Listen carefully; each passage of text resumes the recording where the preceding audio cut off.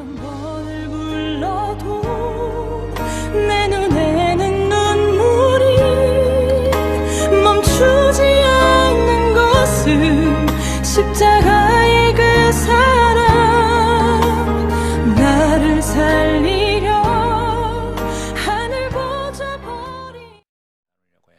해마다 그 세계의 유명한 도시에서 중학교 한 2학년쯤 되는 학생들을 대상으로 수학 올림피아드가 열립니다. 한 1000여 명 학생이 모여서 이제 수학 문제를 푸는데요. 성적을 보면 매해 평균적으로 보면 싱가포르이 1위라고 그래요. 그리고 2위가 한국이랍니다. 그리고 3위가 대만, 4위가 중국, 그 다음이 홍콩, 그 다음에 일본, 이렇게 아시아 지역에서 이렇게 많은 학생들이 수학 성적이 뛰어나다고 그래요.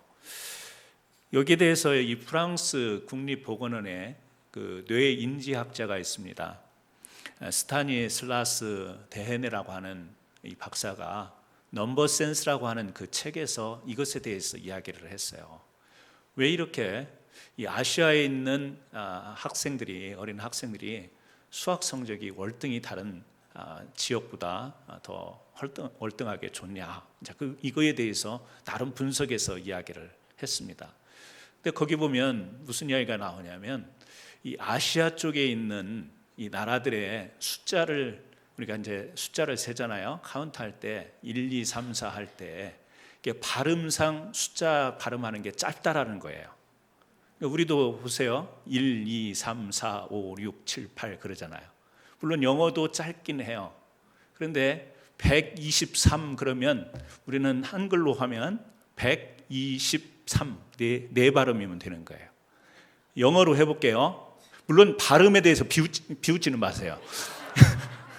100, 21 몇 자예요? 9자. 우리 한국 발음으로 하면 123이 네 발음이면 되지만 영어로 하면은 9 발음이 되는 거예요. 그러면 1001을 보세요. 1001. 1001 두 발음이면 되는 거예요. 자, 또 비웃지 마세요. 원 사우 전드. 원. 벌써 길이가 틀리다라는 거예요. 그래서 이 학자가 말고 다른 사람이 이렇게 분석해 놓은 것이 또 하나 있는데요. 이 3살에서 4살 어린 아이들에게 있어서 숫자를 배우잖아요. 말을 배우기 시작하고. 그런데 이 아이들에게 있어서 아시아 아이들이 1부터 40까지 세는데 훨씬 빨리 배운다라는 거예요. 그리고 미국이나 유럽 쪽의 아이들은 1부터 40까지 가지를 못하고 1부터 한 15까지. 근데 아시아 아이들은 같은 시간에 같은 교육을 시켰음에도 불구하고 1부터 40까지 세는데 이 유럽이나 미국 쪽은 1부터 15까지. 그래서 이 어린 아이들에게 있어서의 이 숫자에 대한 능력을 이렇게 발표하고 이야기하고 또 실제 대회에서 그런 현상이 일어나요. 그리고 우리가 잘 아는 아웃라이어를 쓴 여러분 말콤 글래드웰이라는 사람은 이런 현상을 또 다르게 봐요. 왜 그러냐면 이 5나라가 거의 아시아에 쌀농사를 짓는 지역이다. 그래서 땅은 한정이 되어 있고 어떻게 하면 거기서 최대의 수확량을 얻어낼까를 잘 연구하면서 지능이 발달한 그런 나라들이다, 이렇게 이야기를 하는데, 제가 반론을 제기하면 그 쌀농사 지면서 잘 살아요? 미국하고 비교해보면 그렇게 지능이 발달했다라고 이렇게 주장을 하는데, 이 사는 삶의 정도를 보면 물론 행복도는 다르겠지만 삶의 어떤 수준으로 보면 꼭 지능이 높다고 해서, 지능적인 능력이 있다고 해서 또 잘 사는 것은 아니다, 이런 생각이 들지요. 그래서 우리가 살아가면서 능력이라는 것에 늘 많이 관심을 갖습니다. 왜냐하면 이게 생활에 아주 직접적인 연관이 되어 있기 때문에 그래요. 능력 있는 사람 되는 것을 마다할 사람은 없습니다. 능력이 많이 있으면 있을수록 우리의 삶의 그 질이 더 높아갈 수 있기 때문에 그래요. 그런데 우리가 아는 것처럼 이 능력이 있다고 해서 또 잘 사느냐? 또 그건 아니에요. 자기가 가진 능력만큼 그 능력을 발휘하면서 사는 사람이 있는가 하면 능력은 있으면서도 그 능력을 잘 발휘하지 못하고 사는 사람이 있습니다. 그래서 이제 하버드 대학의 하워드 가드너라고 하는 이 박사가요, 무슨 이야기를 하냐면, 사람이 자기가 소유하고 있는 능력, 이것도 기본적으로는 참 중요하지만 이 능력을 가지고 어떻게 극대화시켜서 최고의 효과를 누리면서 살 수 있느냐, 그것을 역량이라고 이야기를 하죠. 사람은 능력도 중요하지만 자기가 가지고 있는 능력을 잘 발휘해서 역량 있는 삶이 더 중요하다, 이런 이야기를 하죠.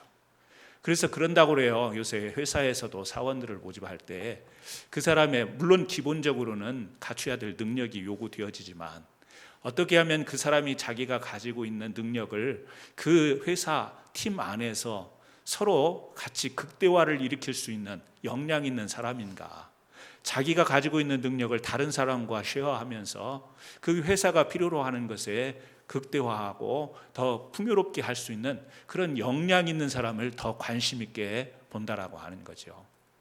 우리 생활 가운데도 그런 게 있잖아요. 어떤 분들은요, 그냥 재료가 별거 아닌데도 주기만 하면 뚝딱 해서 맛있는 요리를 만들어요.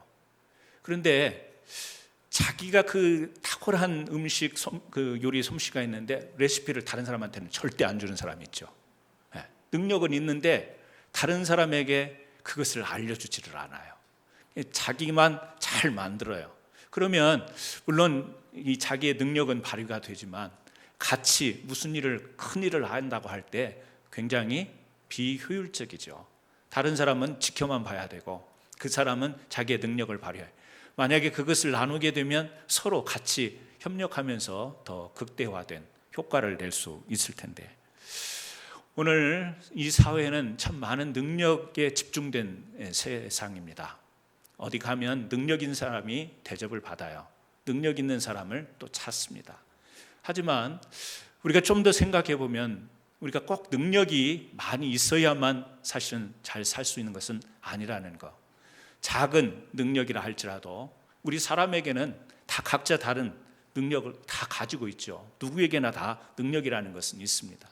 크고 작을 수 있어요. 다를 수 있습니다. 하지만 다 누군가에게는 그 능력이라는 게 있어요. 그런데 그 능력을 어떻게 극대화하면서 살 수 있는가? 성경도 가만히 보면 사실은 능력보다는 이 역량의 관점을 두고 말씀하는 것을 우리가 많이 발견하게 돼요. 여러분, 달란트 비유 있지 않습니까? 주인이 먼 데를 가면서 이 사람들에게 달란트를 맡기고 가죠. 1달란트, 2달란트, 5달란트 맡기고 갑니다. 주인이 돌아와서 2달란트를 맡긴 사람과 5달란트에 맡긴 사람을 칭찬을 하죠. 왜 그랬죠? 그 받았던 2달란트를 가지고 배로 증가시켰습니다. 5달란트를 가지고 더 많은 것을 만들어냈어요. 그런데 1달란트 받은 사람은 그거 잊어버릴까 봐 땅에 묻어놓고 숨겨놨죠. 여러분, 여기에서 달란트라고 하는 것은 능력이에요. 하나님께서 우리에게 주신 능력, 내가 가지고 소유하고 있는 능력. 그런데 이 달란트 비유에서 하고자 하는 포커스는요, 능력이 아니죠. 달란트, 1달란트, 2달란트, 5달란트 이 자체가 아니에요. 그것을 맡겼는데 그것을 얼마만큼 더 크게 만들었느냐, 역량에 관한 이야기입니다. 요한계시록에 보면 빌라델비아 교회가 나오죠. 그 교회에 칭찬이 있었어요. 하나님께서 칭찬을 하시는데 어떤 칭찬을 하죠? 작은, 우리 개역 개정 성경에 보면 작은 능력으로, 옛날 성경에 보면 적은 능력으로 그렇게 나와 있습니다. 작은은 크기고 적은은 양을 말하는데 뭐 번역이 그렇게 우리 한글 성경에 두 가지로 되어 있습니다. 뭐 크기를 말하든 양을 말하든 작은 것을 의미하죠. 작은 능력을 가지고도 어떻게 했다고 칭찬을 받죠? 하나님이 주신 말씀을 잘 지켰다, 이렇게 칭찬을 하세요. 여러분, 이 말씀 한 구절에서 하나님께서 지금 말씀하시는 포인트가 어디에 있어요? 능력이 크고 작다 거기 있습니까? 아니면 작은 능력이지만 그것을 가지고 귀한 믿음으로 하나님께서 주신 말씀을 잘 지켰냐, 여기에 관심이 있는 거 아니겠어요? 빌라델비아 교회가 있는 곳은요, 교통 상업이 발달했던 지역입니다. 포도가 많이 나온 지역이라고요. 또 피혁 제품이 발달한 지역에서 굉장히 이렇게 무역이 왕성했던, 옛날 무역은 이렇게 걸어 다니면서, 그죠? 낙타 끌고 다니고 양 끌고 다니면서 뭐 이렇게 했던 이렇게 걸어 다니면서 왕래했던 그런 지역 아니겠어요? 그곳에 상업이 발달하다 보니까 부자도 있고요, 여유 있게 사는 사람도 있는 거예요. 근데 상대적으로 이 믿음을 가진 사람들은 그 사회에서 주도적인 역할을 하지를 못합니다. 그러니까 그 문화가 발달하고 사회가 발달한 곳에, 또 부유한 곳에 항상 타락이 있잖아요. 우상 숭배가 심했고, 아주 또 포도가 잘 농사되었던 곳이기 때문에 포도주가 있었고, 그래서 그 빌라델비아 지역 자체가 굉장히 타락한 문화. 그러나 그 타락한 문화 속에서 주도했던 사람들은 신앙이 없던 사람들. 그러니까 어떻게 보면 이 빌라델비아 교회의 사람들은 사회적으로 굉장히 좀 밀려나 있는 사람들이죠. 소외되어 있는 사람들, 사치에 참여하거나 그런 흥행에 이렇게 주도적인 입장에 서지 못한, 당시 그 지역의 문화로 보면 좀 밀려 있는 사람들이에요. 그것을 성경은 작은 능력. 여러분 생각해 보세요. 그런 어려운 상황 가운데서도 귀한 믿음을 지켰다. 타협하지 않고 지켰다. 작은 능력이지만 결국에는 하나님의 말씀을 지키고 믿음으로 승리한 것이 여러분 큰 능력 아니겠어요? 굉장히 그 말씀 속에서 우리는 역설적인 것을 발견할 수 있어요. 작은 능력은 뭐예요? 세상에 다 그렇게 돌아가고 먹고 마시고 돌아가지만 하나님의 말씀을 붙들고 하나님의 뜻대로 지키려고 했던 게 작은 능력이었어요. 하지만 하나님이 보실 때는 그것이 뭐죠? 큰 능력이라는 사실이에요. 빌라델비아 교회의 자랑거리는 작은 능력이 뭐예요? 큰 능력 된 거예요. 여러분 성경에도 보면 달란트 비유도 그렇고, 또 우리가 이 빌라델비아 교회를 칭찬한 내용도 그렇고, 가만히 보게 되면 이 능력의 문제를 언급하기보다는 그 가지고 있는 능력이 얼마가 되든 간에 그것을 하나님의 뜻에 맞는 믿음으로 어떻게 극대화시키는 이 역량을 갖느냐, 이것에 성경은 관심을 가지고 있다. 우리는 그것을 성경을 통해 발견하게 됩니다. 여러분 그렇습니다. 우리가, 저도 그래요. 좀 능력 있는 목사가 됐으면 좋겠습니다. 더울 때 손 한번 샥 하면 막 여기 살얼음이 쫙 얼어가지고 조는 사람 한 사람 없이 시원하게 예배드리고, 또 샥 하면 갑자기 또 따뜻해지고 막 이렇게 되면 얼마나 좋겠어요. 네. 성경에 보면 약간 비슷한 그런 선지자들이 많이 있잖아요. 그런데 그렇지를 못해서 나는 왜 이렇게 능력이 없을까, 이런 생각을 저도 한 번씩은 합니다. 특히 성도님들이 졸고 계시면 나는 어떻게 저렇게 성도들을 졸게 만드는 능력 없는 설교자가 될까. 그런데 지금도 졸고 계시면 저는 오늘 정말 비관적이 되고 오늘 돌아가서 잠을 잘 수가 없어요. 정말이에요. 꼭 웃음의 이야기지만 능력 있는 목사를 추구하죠. 아마 여러분도 삶 속에서 능력 있는, 그래서 누가 이렇게 좀 우러러 볼 수 있고, 누구 앞에서 당당하고 누구 앞에서 내가 원하는 대로 이렇게 삶을 이루어가는 그런 힘, 파워, 이런 게 있었으면 좋겠잖아요. 그래서 우리가 신앙생활을 하다 보면 가끔 그런 이야기를 할 때가 있습니다. 저는 능력이 안 돼서요. 능력이 안 돼서요. 권사님, 집사님, 이것 좀 부탁드려도 될까요? 이것 좀 해주시면 좋겠어요. 우리 교회를 위해서. 저는요, 능력이 안 돼요. 그게 인사치레인지 진짜인지는 모르겠어요. 그냥 한국 정서상 한번 거절하는 건지는 모르겠지만 쉽게 들을 수 있는 이야기가 뭐냐면 저는 그런 능력이 없어요, 이런 이야기를 들어요. 우리 교회에서는 오늘 이 시간 이후로부터는 그런 이야기 절대 들을 수 없기로 약속합니다. 나는 능력이 없어요. 그런 말은 이제 없게 해요. 왜냐하면 성경이, 제가 이것을요 하루 이틀 본 게 아니에요. 성경을 보니까 능력의 문제가 아니에요. 하나님이 이 능력이라는 것을 사용하시면, 그리고 이 능력이라는 것을 사용하시지 않으면 어떤가를 우리는 성경에서 발견할 수 있어요. 그 중에 오늘 우리가 읽은 이 열왕기상에 보면 엘리야 선지자가 나와요. 여러분 엘리야 선지자 그러면 뭐가 생각나세요? 바알과 아세라 선지자 850명과 갈멜산에서 대결했던 그 장면이 생각이 나시죠? 이 엘리야 편에는 몇 명이 있었어요? 아무도 없었어요. 혼자였어요. 근데 850명과 그 제단을 쌓고 그곳에서 하나님이 계시냐, 너희가 믿는 신이 있냐, 이걸 대결하는 거 아니에요. 그래서 어떻게 했죠? 그 850명을 하나님께 외치고 기도해서 그곳에 하나님의 임재하심 있는 불을 내려서 그 850명을 물리친 사건을 우리는 기억해요.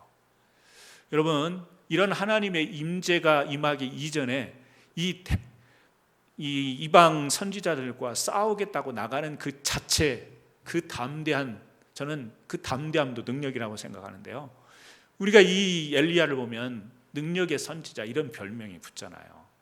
그런데 여러분, 오늘 우리가 그 18장을 읽었습니다만 17장에 보게 되면 그런 내용이 나오고요. 누가복음 4장, 혹시 누가복음을 한번 펴보시겠습니까? 누가복음 4장 25절. 열왕기상 이야기하는데 갑자기 누가복음으로 갑니다. 누가복음 4장 25절 말씀 보시죠.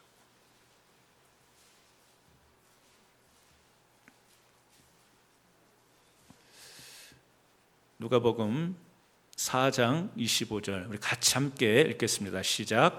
내가 참으로 너희에게 이르노니 엘리야 시대에 하늘이 3년 6개월간 닫혀서 온 땅에 큰 흉년이 들었을 때에 이스라엘에 많은 과부가 있었으되 엘리야가 그중 한 사람에게도 보내심을 받지 않고 오직 시돈 땅에 있는 사렙다의 한 과부뿐이었으며, 이렇게 이야기가 나오죠. 이 내용이 우리가 지금 열왕기상 앞에 18장 앞에 17장 8절에 보게 되면 그런 이야기로 연결이 되는 이야기예요. 제가 읽어드릴게요. 열왕기상 17장 8절. 여호와의 말씀이 엘리야에게 임하여 이르시되 너는 일어나 시돈에 속한 사르밧으로 가서 거기 머물라. 내가 그곳 과부에게 명령하여 네게 음식을 주게 하였느니라. 자, 이스라엘에 3년 반 동안 비가 내리지 않아요. 흉년이 들었어요. 근데 우리가 생각하는 이 능력의 엘리야 선지자가 지금 어디로 가게 돼요? 사르밧이라고 하는 한 과부에게 가게 됩니다. 왜 가게 되죠? 하나님이 그렇게 명령을 하셨어요. 아까 누가복음에서 보니까 뭐라고 나와 있죠? 이스라엘에 사람이 많이 있는데 그 사람에게는 전혀 가지 않고 이방 변방에 있는 이 사르밧이라고 하는 이곳에 시돈에 속한 사르밧으로 가서 거기에 있는 한 과부예요. 여러 과부도 아니에요. 그곳에 가서 어떻게 하라고요? 지금 가서 능력을 행하라는 게 아니에요. 여기 성경은 그렇게 써 있죠. 거기 가서 머물라. 내가 그곳 과부에게 명령하여 네게 음식을 주게 하였느니라. 조금 직설적으로 표현하면 너 그 과부 집 가서 얻어먹고 살고 있어, 그 이야기예요. 몇 년 동안? 3년 반 동안. 여러분, 우리가 생각하는 능력 있는 엘리야 선지자, 지금도 여기 보면 하나님의 말씀이 임하였던 선지자예요. 근데 하나님께서 어떻게 하라고요? 자기 고향도 아닌 이스라엘도 아닌 이 이방 변두리 지역에, 아주 구석진 변두리 지역에 가서 거기 혼자 살고 있는 과부집 가서 거기서 얻어먹고 살고 있으래요. 만약에 저에게 그런 명령이 내린다면 저는 이해가 안 될 거예요. 하나님이 정말 더우신가 막 이렇게 생각할 거예요. 이해가 안 되죠. 그런데 어떻게 했죠? 엘리야 선지자가 그렇게 합니다. 그 기록이 성경에 나오지 않아요. 3년 반이라는 세월을 사르밧 과부의 집에서 조용하게 보내는 이 세월이요, 성경에는 이제 언급이 안 되고 그 다음에 18장으로 넘어가 버리는 거예요. 그리고 18장에 넘어가서는 어떤 이야기가 나오죠? 이제 거기에서 바알 선지자들과 갈멜산에서 싸우는 내용이 나와요. 멋있잖아요. 이것은 제가 설교로 이렇게 구체적 설명 안 해도 여러분 성경을 읽으셨기 때문에 거기 선지자들과 막 대결할 때 얼마나 담대해요. 얼마나 멋있어요. 그 이방 신들은 그 신이 아니잖아요. 그들이 믿고 있는 대상은 하나님이 아니고 그들을 물리치는 위대한 장면이 그곳에 나와요.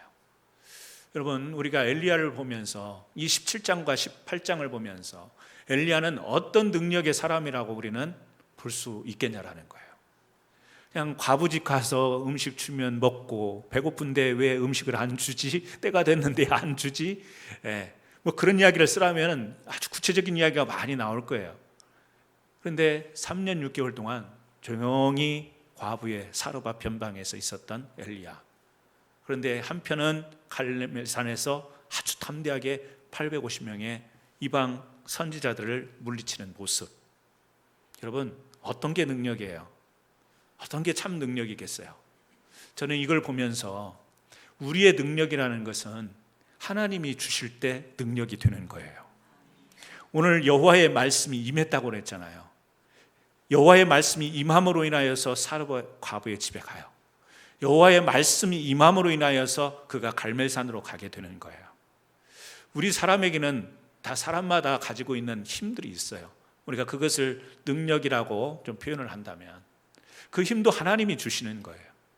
우리의 IQ, 지혜, 지식, 우리의 어떤 기술, 습득하는 이런 능력, 이 많은 기능들 이런 게 있는데요, 하나님이 우리에게 주시는 것들이죠. 그래서 나는 못하는 것을 저 사람 참 잘해요. 어떻게 저렇게 잘하는가 이해가 안 되는 것이 있어요. 근데 그 사람은 너무 쉬워요. 근데 저에게 그것이 올 때는 너무 어려운 것이에요. 그게 서로 상대적인 거예요. 하나님이 우리에게 각자 주신 능력들이 있어요. 거기에다가 하나님은 우리에게 은사를 주세요. 거기에다가 하나님은 우리 달란트를 주시죠. 그래서 많은 지식, 또 기술, 탁월한 어떤 습득된 힘, 이런 것을 우리가 살아가고 있는데 우리는 그런 것이 우리를 잘 살게 만들 거라고 생각하고 그것이 내 삶을 규정할 거라고 생각하는데 오늘 성경을 보니까 엘리야 선지자를 보니까 어떻죠? 가지고 있는 힘, 능력 그 자체가 아니라 임하시는 하나님의 말씀이 그 능력을 감추게도 하시고 그 능력을 드러내게도 하시고 그 능력을 극대화시키기도 하시고 결국에 하나님께서 우리의 능력을 어떻게 사용하실 것인가 이것을 깨닫는 이 귀한 믿음, 이것이 우리에게는 중요한 것이다. 그래서 여러분, 믿음이 능력을 다스리게 해야 됩니다. 믿음이 내가 가지고 있는 능력을 다스리게 해야지. 여러분, 믿음이 아닌 다른 것이 내 능력을 다스리게 하면 내 탁월한 능력으로 사람을 죽여요. 내가 속해 있는 공동체를 파괴시켜요.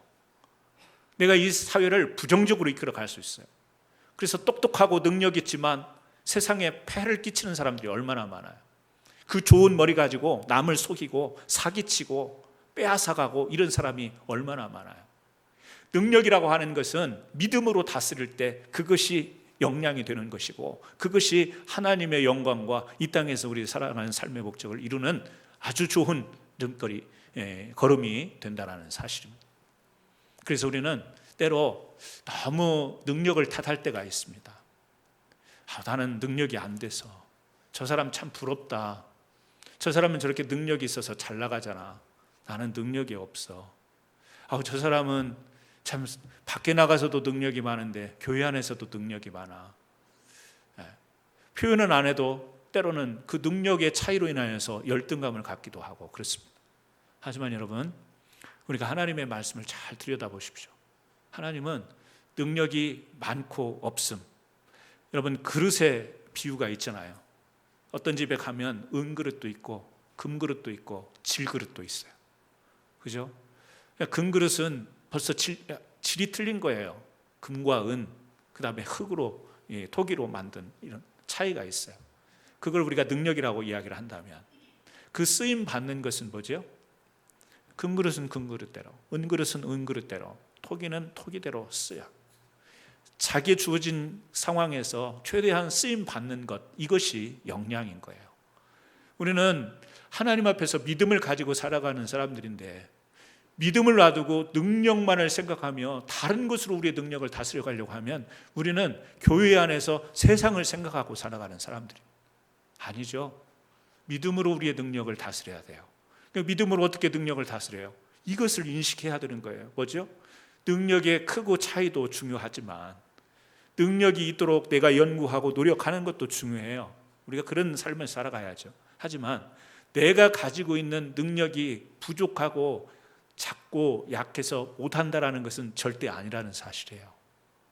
믿음으로 하나님께서 우리가 하나님의 뜻을 바라보고 하나님께서 우리에게 뜻을 전달해 주시면 이것 가지고도 최선을 다해서 뭐죠? 죽도록 충성할 때 하나님은 그걸 값지게 쓰시는 하나님이신 거예요. 그래서 이 사회에 참 보잘것없는 사람인 것 같은데요. 제가 이름을 잃어버렸어요. 이게 어디서 이렇게 자꾸 보긴 보는데 저는 그 인지 능력이 떨어지기 때문에 여러분들이 그걸 이해를 해주셔야 돼요. 제가 이름을 기억을 못 하는데요. 조지아 쪽에 있을 거예요. 이 미국의 여자 그 마틴 루터 킹이라고 이렇게 별명이 붙은 여인이 있어요. 농장에서 일을 해요. 체구도 굉장히 작아요. 굉장히 작은데 이 사람이 어떤 일을 했냐면 농장에서 일을 하다가 한 일주일씩 가끔씩 이제 일을 안 나오는 이제 그런 사람이었는데 나중에 알고 보니까 이 사람이 어떤 일을 했냐면 그 농장에서 같이 수고하고 애쓰고 막 일하는 그 흑인 노동자들을 북쪽으로 올려 보내는, 그래서 그렇게 거의 노예와 같은 삶을 사는 사람들에게 조금 더 나은 삶을 제공할 수 있는 길을 열어주도록 자기가 벌은 돈을요 그러한 것에, 어떻게 지금으로 보면 뭐 수속비 이런 거겠죠, 그런 대행료를 내줘가면서 사람들을 북쪽으로 옮겨갈 수 있도록, 이주해 갈 수 있도록, 그래서 거의 360명 가까운 사람들을, 그 조지아에 있는 그 농장에 노예처럼 사는 사람들을, 흑인 노동자들을 북쪽으로 올려보내는 일을 한 그런 제가 글을 봤습니다. 아마 인터넷 보시면 여러분 다 나올 거예요. 그런데요, 자기도 노동해야 되고요, 자기도 노예 같은 삶을 살아요. 자기가 있고 형편이 되고 마음껏 사람들을 이렇게 움직일 수 있는 사람이 아니라고요. 근데 자기가 할 수 있는 그 범위에서 그 어떻게라도 한 사람을 좀 더 자유로운 세계로 어떻게 좀 억압받은 삶에서 좀 풀어줄 수 있을까, 이 마음을 품고 자기가 할 수 있는 데까지 자기도 노력해서 수고하고 벌은 그것을 가지고 그 사람들을 돕게 된 거죠. 우리가 볼 때 그 사람이 무슨 능력이 있어요? 어떻게 보면 자기나 좀 잘 챙기고 살지, 자기나 좀 자기의 삶을 자유롭게 하지, 우리는 아마 그렇게 사회적으로 바라본다면 그런 시선을 볼 거예요. 근데 그 사람은요, 자기 작은 것을 가지고 극대화하는 거예요. 사람들을 위해서 그렇게 헌신하는 거예요. 여러분, 여러분이 가지고 있는 것이 작은 게 아니에요. 곰곰이 보시면 우리가 이 능력이라고 하는 측면으로 보지 마시고 믿음과 능력을 연결해서 여러분이 한번 보시면 여러분이 가지고 있는 능력이 결코 작은 게 아니에요. 저는 그래서 여러분들에게 그렇게 격려를 드리고 싶어요. 여러분들이 첫째는 믿음으로 여러분들의 능력을 다스리셔야 되고, 여러분들의 가지고 있는 작은 능력이라 할지라도 하나님이 그것을 임하셔서 쓰겠다고 하면 그건 놀라운 폭발적인 역사를 일으킬 수 있는 것이라는 거예요. 여러분, 전쟁터에서 폭탄을 쏩니다. 던집니다. 이 폭탄이라는 것이 쇳덩어리잖아요. 그죠? 저는 이제 구체적 무기에 대해서는 또 모르니까.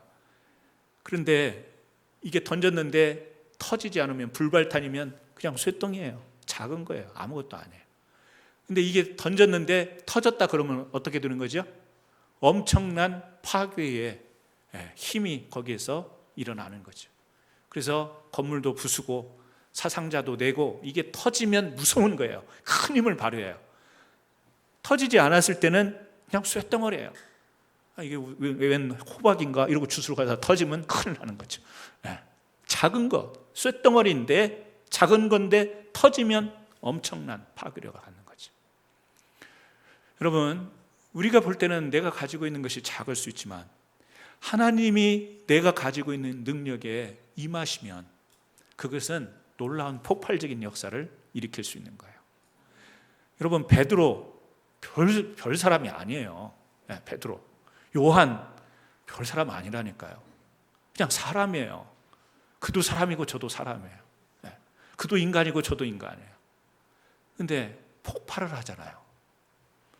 요한에게 하나님의 성령이 임하고 베드로에게 성령이 임하니까 그 사람의 가진 이 믿음이, 그 사람이 가진 능력이 폭발을 하잖아요. 그러니까 어떻게 돼요?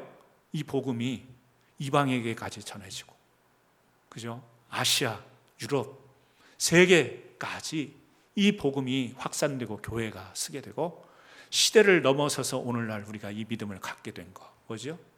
그냥 베드로라는 사람, 요한이라는 사람, 마가 요한 다락방에 모였던 120명의 성도. 그런데 하나님이 임하시잖아요. 성령이 임하니까 그것이 폭발이 되는 거예요. 그들이 가졌던 능력은 뭘까요? 고기 잡는 거, 목수, 뭐 이런 거였는데 뭐죠? 하나님이 믿음으로 그를 제자를 삼으시고 믿음으로 그들을 믿음의 세계로 부르시잖아요. 그리고 성령으로 임하시니까 그들이 그런 위대한 사역을 할 수 있었던 것이죠. 저는 여러분들이 여러분의 능력을 너무 한정시키지 않았으면 좋겠어요. 목사님 아무리 그렇게 이야기해도 나는 능력이 없는 걸 어떡합니까? 이런 비관적인 생각을 갖지 않으셨으면 좋겠어요. 문제는 뭐냐? 믿음인 거예요. 능력의 문제, 역량의 문제가 아니라 믿음이에요. 우리가 어떤 믿음을 가지고, 믿음이라는 것은 하나님께서 나와 연결된 끈, 하나님께서 임하시면, 말씀으로 임하시고 성령으로 임하시면 여러분 우리가 그렇게 살 수 있는 줄 믿으시기를 바랍니다. 능력의 선지자 엘리야였어요. 엘리야 뒤에 누가 나오죠? 엘리사라는 사람이 나와요. 이 엘리사 선지자는 또 어떤 일을 하죠? 이 적군이 이스라엘을 쳐들어오려고 하면 그 정보를 미리 알아버리는 거예요. 정보분과에 있었던 거예요. 그래서 미리 지금 어디에서 적이 오겠다. 이 선지자가요, 엘리사가 딱 알아먹고 이제 왕에게 이야기를 하고 이러면 미리 대안을 세우는, 어떻게 보면 선견자입니다. 그런 탁월한 엘리사 선지자였어요. 그런데 하나님께서 이 엘리사에게 어떤 이야기를 하냐면 역시 누가복음 4장 27절에 나와요. 그때 이스라엘에 많은 문둥병자가 있었다. 엘리사 때 이스라엘에 많은 문둥병자가 있었는데 한 사람도 깨끗함을 입지 못하였고, 누구만? 이방 사람인 나아만 장군만 이 엘리사 앞에 와서 병고침을 받는 이야기를 누가복음 4장에서 또 이야기를 하고 있어요. 자, 엘리사 선지자, 미리 딱 어떤 일이 일어날지를 다 인지하고 그 정보를 제공했던 엘리사 선지자면, 여러분 사람이 아픈 사람이 오면 병 고치는 거 이거 문제가 되지 않을 거 아니에요. 근데 누가복음 4장에 무슨 이야기를 하냐면 엘리야와 같이 똑같이 그런 이야기를 하는 거예요. 이스라엘에 그 많은 문둥병자가 있었지만 엘리사가 한 사람도 못 고쳤다 그 말이에요. 한 사람도 못 고쳤다. 그리고 이방에 있는 나아만 장군 한 사람만 와서 깨끗함을 입었다 그 이야기를 해요. 그럼 우리가 엘리야와 더불어서 엘리사 선지자는 엘리야의 영감을 갑절이나 달라고 막 요청을 하고 막 그렇게 했던 선지자예요. 그런데 한 사람도 못 고쳤대. 엘리사나 저나 똑같잖아요. 뭐 고친 거 없잖아요. 엘리사도 그 우리가 볼 때는 대단한 구약의 선지자인데 사람을 못 고쳤대요.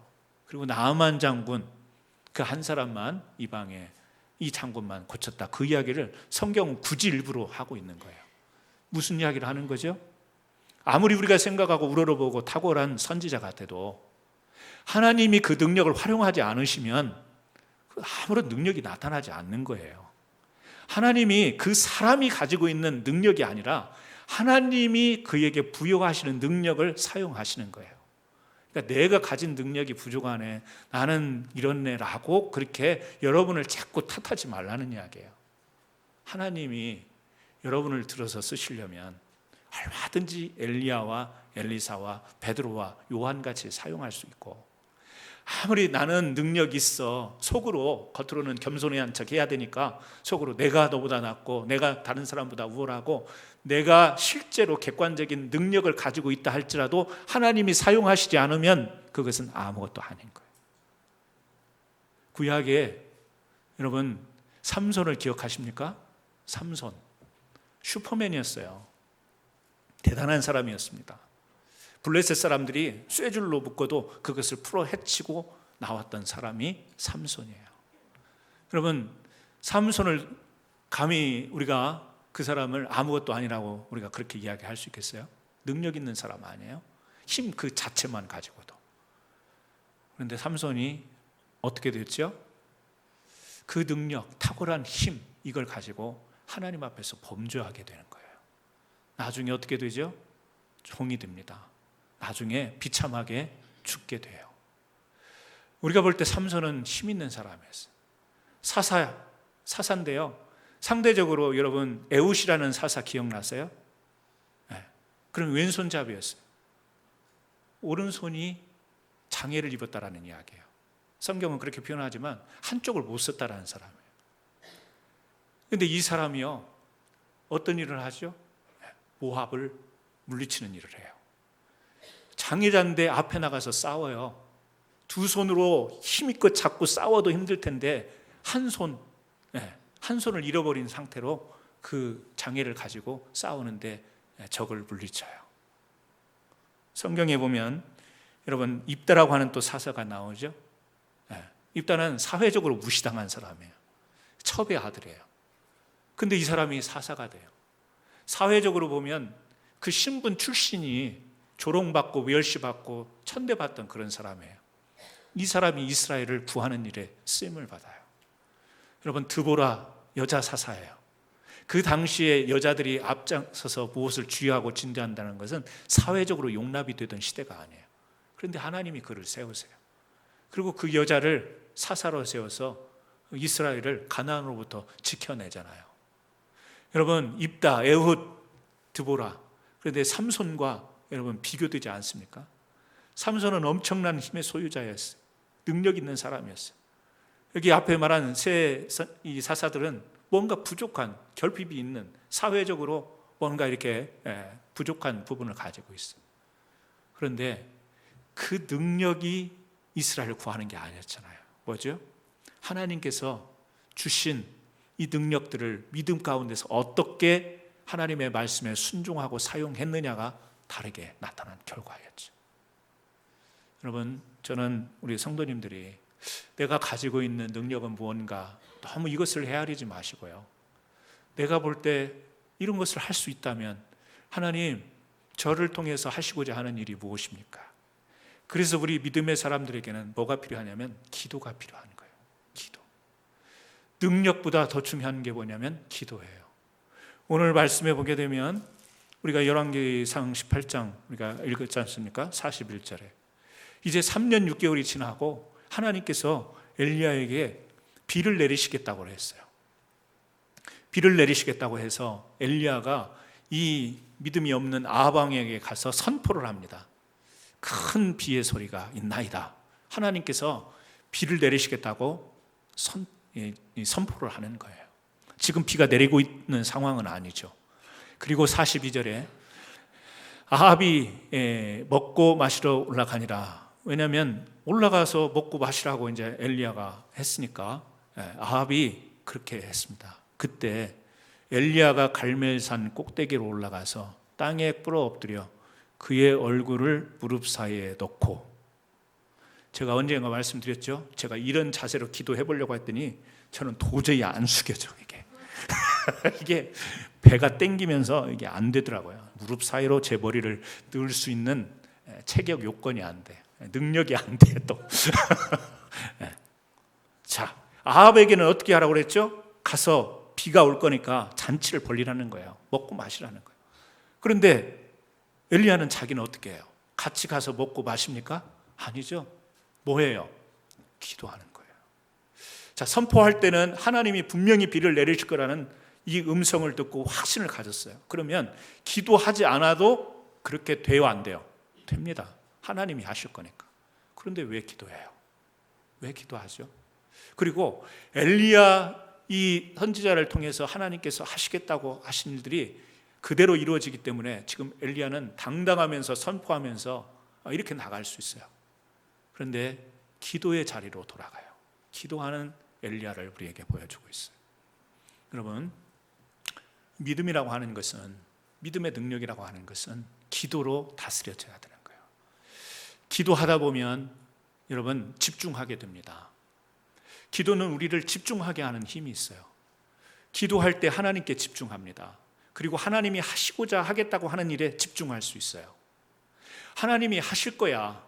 잘 될 겁니다. 우리가요, 가끔 교회에서도 사역을 하면서 이렇게 막연한 생각을 할 때가 있어요. 기도하지 않고 하나님께서 잘 되게 해주실 거예요. 잘 되게 해주십니다. 하나님이 그렇게 하실 거예요. 하지만 왜 하나님은 우리로 하여금 기도하게 하시는가?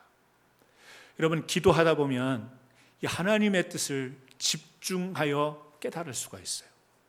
그리고 내 자신을 그 하나님의 뜻에 집중시킬 수 있는 힘이 기도를 통해서 나타나기 때문에 그래요. 기도하지 않으면 당연히 일어날 일도 우리가 자꾸 산만해집니다. 그리고 그것을 믿음으로 컨트롤하지 못하게 돼요. 여러분, 세상에서 듣는 소리가 얼마나 많습니까? 세상에서 하루면 보는 게 얼마나 많아요.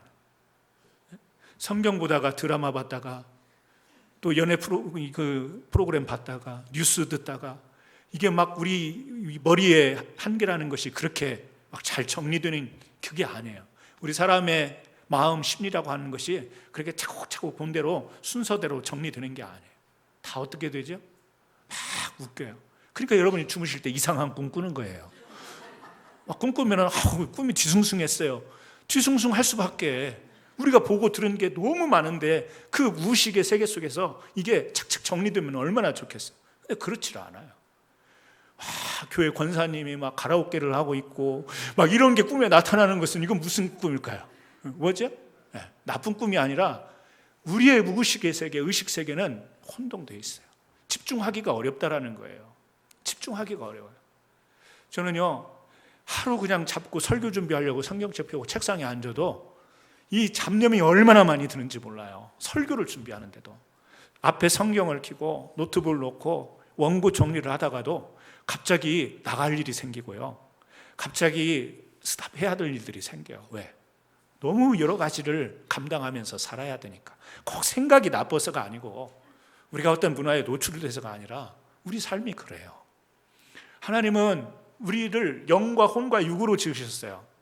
그래서 영이 감당해야 될 몫을 아시고요, 우리가 혼적으로 어떻게 사는가를 하나님은 아세요.